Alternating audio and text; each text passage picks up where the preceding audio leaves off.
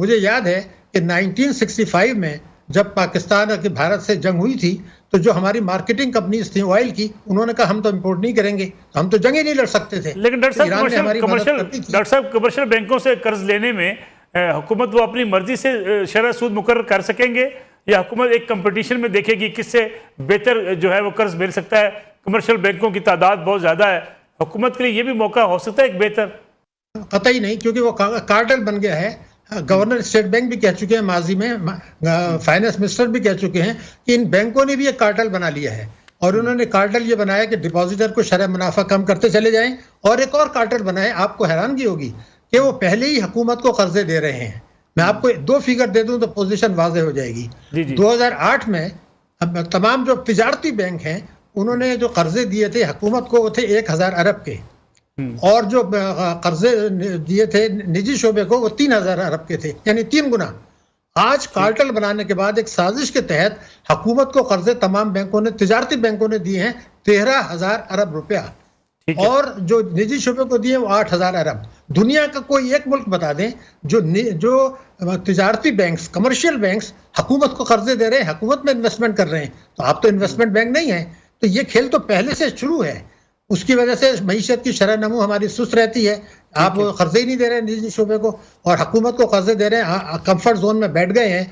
और अब state bank ने कहा है कि जी ये भी फॉरेन बैंक्स भी कह रहे हैं कि जी वो भी हम क्रेडिट रिस्क में लेंगे, हुकूमत को जो कर्जे हैं वो भी रिस्क हैं। तो इससे तो आपकी शरह नमू सुस्त हो रही है। बैंक्स अपना असल काम छोड़ चुके हैं। हमारी शरह नमू जो सुस्त हो रही है और बेरोजगारी बढ़ रही है, उसकी एक वजह यही है कि बैंकिंग सेक्टर ने कार्टेल बना दिया है। और मुझे याद है कि पहले पाकिस्तान बनने के बाद ये फैसला हुआ था, और कायदे आज़म के ज़माने में हुआ था, कि फॉरेन बैंक्स को 3 से ज़्यादा ब्रांचेस पाकिस्तान में इजाज़त नहीं थी, एक चिटागोंग में और 2 यहाँ पर सीपोर्ट की वजह से। अब हमने बड़ी बड़ी बैंकें भी उनको दे दी, उन्होंने कार्टेल बना लिया, नेशनल बैंक भी उनके साथ मिल गया। तो बैंकिंग सेक्टर तो पहले तो ये कि शरह सूद आपस में वो कम्पीट करके वो शराइत भी लगा सकते हैं। वो ये भी कह सकते हैं कि फला चीज़ हमें गिरवी कर दें, मना भी कर सकते हैं।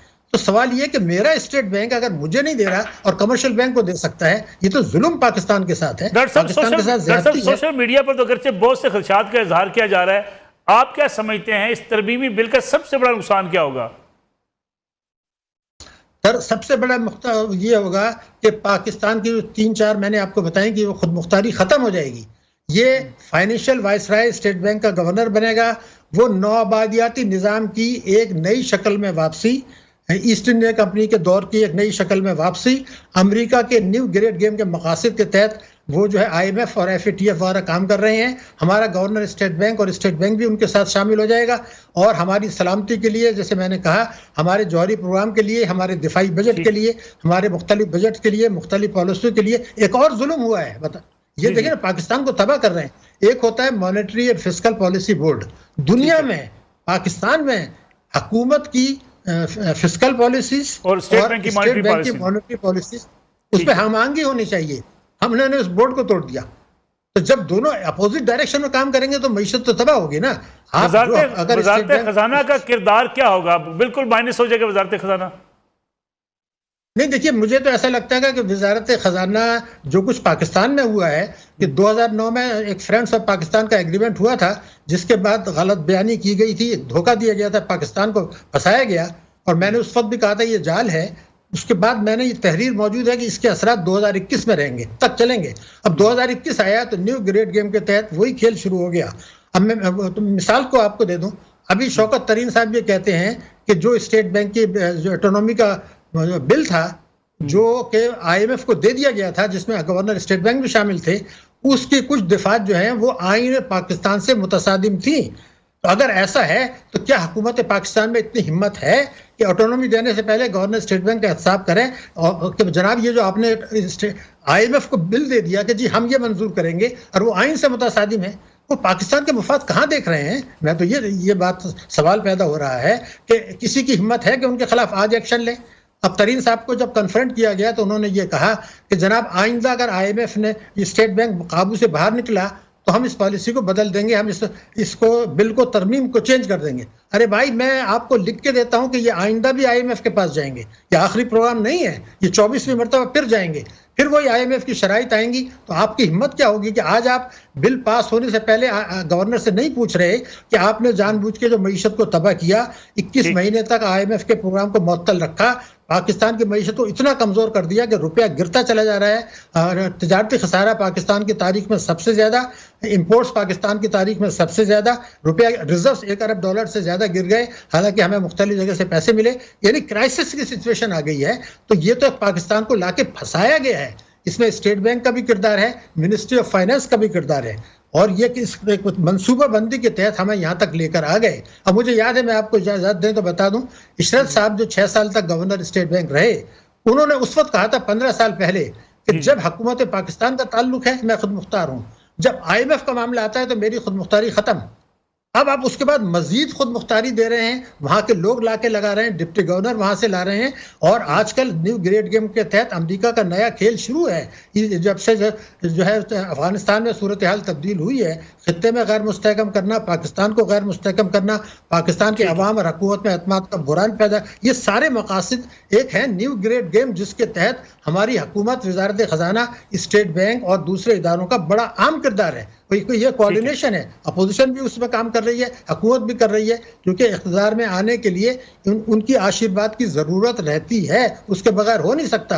अवाम को अगर आप बेदार करते हैं, जैसे इस प्रोग्राम के तहत, ये कौमी खिदमत है, अवाम को पता चलना चाहिए कि उनके साथ हो क्या रहा है। वो सबसे बड़ा जो मुझे खतरा नजर आता है वो ये होता है कि हुकूमत जो पॉलिसी बना रही है मईशत की तरक्की के लिए, स्टेट बैंक शरह सूद उनके पास है, रुपए की कदर को एडजस्ट करना उनके हाथ में है, मार्जिनल रिस्ट्रिक्शंस इंपोर्ट पर और दूसरी चीज़ों पर उनके हाथ में है। वो उसके अपोजिट पॉलिसी बनाकर जो हुकूमत का है कि ग्रोथ मईशत को लेकर आना है, उन चीज़ों को सबोटाज कर सकता है अगर वो करना चाहे। अभी मिसाल देख लीजिए, अभी चंद हफ्ते पहले ही हुआ, शौकत तरीन साहब ने एक लेटर लिखा है, प्रेस में भी बयान दे दिया उन्होंने कि ये जो रुपए की कदर गिरी है उसमें बैंकों ने सट्टेबाजी की है, और उन्होंने कहा कि जो मैंने गवर्नर स्टेट बैंक को खत लिख दिया है कि ये सट्टेबाजी हुई है, आप एक्शन लें। सुप्रीम कोर्ट ने वो स्टेट बैंक ने वो खत को एक तरफ साइड में कर दिया, बात खत्म हो गई। तो ये तो देखे ना, एक टकराव किसी कैफियत हो गई, वो पब्लिक बयान दे रहे हैं। तो मेरा कहना ये था कि कोऑर्डिनेशन ना होना, दोनों में हम आहंगी ना होना, दोनों में मीटिंग्स करके ज्वाइंट फैसले ना करना, खुद जो है मईशत की तबाही का नुस्खा है। जो पाकिस्तान में मईशत चूंकि बहुत ही कमजोर है तो वो रुकावट डाल सकते हैं, मार्जिनल रेस्ट्रिक्शंस हैं, इंटरेस्ट रेट पॉलिसी है। लेकिन डॉक्टर साहब, या हुकूमत को, इमरान खान साहब को इस बात का एहसास नहीं है कि अगर इस किस्म के फैसले होते हैं तो उनको पॉलिटिकली बहुत नुकसान होगा, और ख़ास तौर पे अगर वो जिन मनसूबों का वो ऐलान करते रहे हैं, कर रहे हैं, उसमें रुकावट खड़ी हो सकती है, मईशत जो है वो मज़ीद तबाही की तरफ जा सकती है।